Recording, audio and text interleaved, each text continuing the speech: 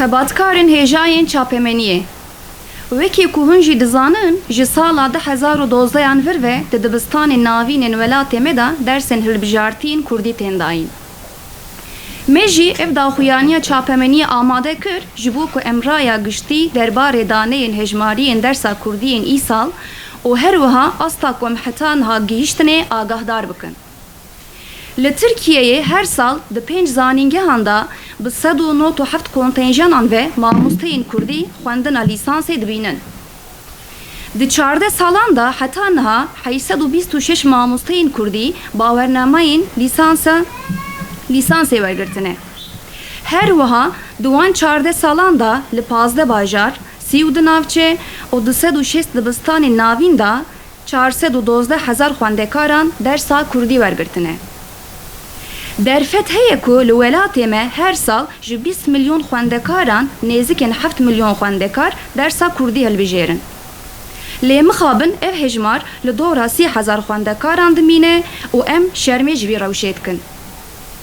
Sendîqaya me par bû vesîla ku dersa Kurdî ji aliyê 59,362 xwendekaran ve bê hilbijartin û îsal jî me bi 86,664 xwendekaran ra rekûrek nû bi dest xistiye.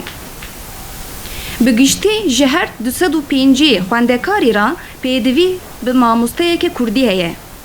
Ji ber vê yekê jî bi vî hejmara ku îsal hatiye bi dest xistin divî herî kêm 200 mamosteyên Kurdî li ser hejmara mamosteyên Kurdiyên heyî bên zêdekirin.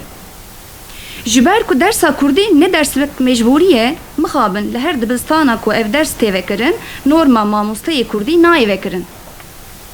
Ji bo ku mamosteyê Kurdî bê tayîn kirin, divî herî kêm 8 saatan, ango 4 şûbeyan ev ders bê vekirin. Hatiye diyar kirin ku li seranserê welatê me pêdivî tenê bi 30 mamosteyên Kurdî ra heye. Ji bo van 30 cîhan jî tenê 14 namzetên mamosteyê Kurdî serî lê dayîne. Ji nav neh mamosteyên kurmancî ku serî lê dayîne 5 kes û ji nav 6 mamosteyên zazakî jî tenê kesek niha li akademiyê perwerdehiyê dibîne. Sendîqaya me hem ji bo zêdekirina normên vekirî û hem jî ji bo tayînkirina hejmareke zêdetir a mamosteyên Kurdî bi dilsozî dixebite. Her wiha ji bo hîn ciyên ku qet mamosteyên Kurdî lê tunene jî di navbera wezaret û bajaran de peywendiyekê saz dike. Weke mînak li Patnosa Agiriyê, li Norşîna Bitlisê, li Riha û navenda Mûşê bi saya vî xebatê mamosteyên Kurdî hatine tayînkirin. Li gorî modela marîfiya perwerdehiya sedsala Tirkiyeyê em pêvajoya amadekirina pirtûkên dersa Kurdî ji nêz ve dişopînin.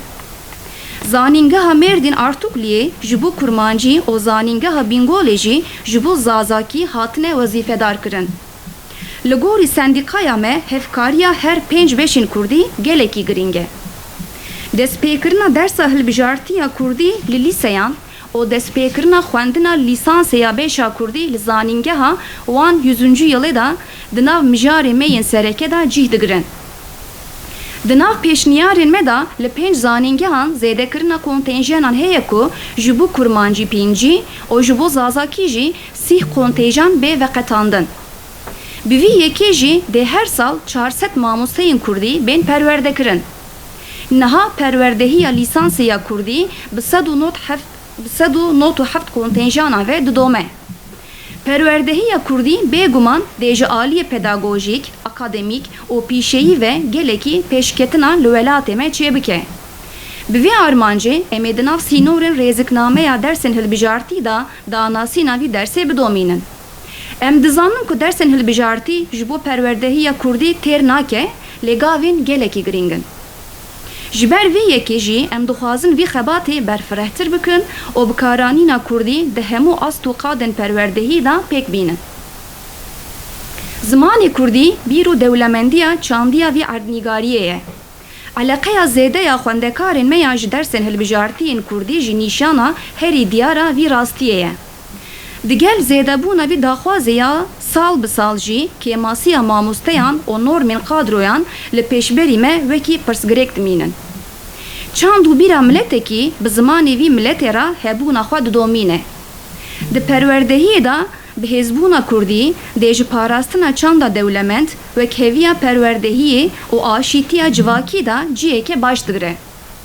Wekî ku Serokkomarê me Birêz Recep Tayyip Erdogan wiha gotiye.